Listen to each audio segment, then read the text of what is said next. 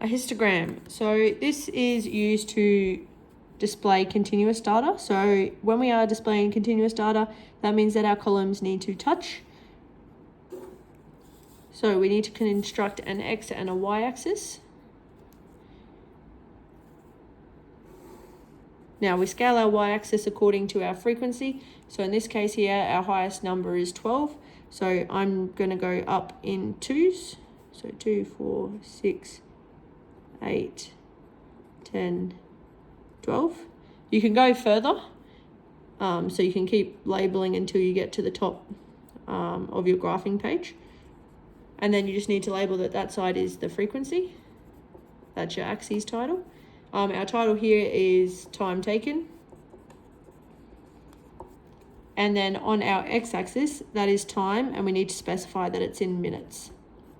Now we start at 5, so we leave half a column width, and we'll have 5. And then every second box, we want to make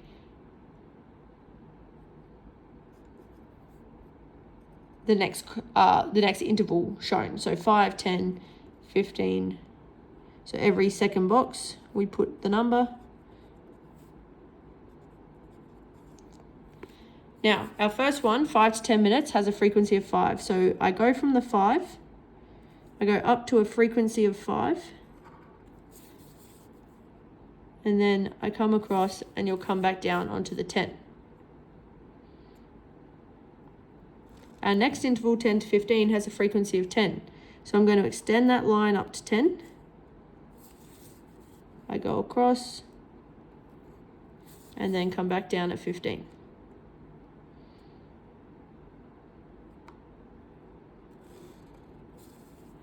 My next interval has a frequency of 12, so that line needs to be extended to 12.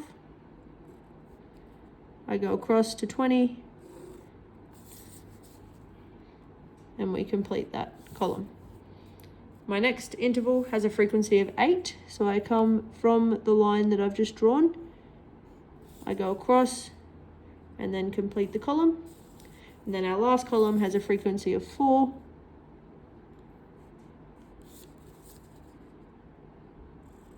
So you can see here, there's no gaps in between those columns. They're all the same width, and we've left half a column width at the start.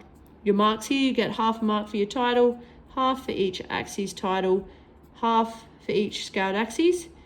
You then get 2 for the correct placement of data and a half for not having gaps between those columns, for a total of 5 marks.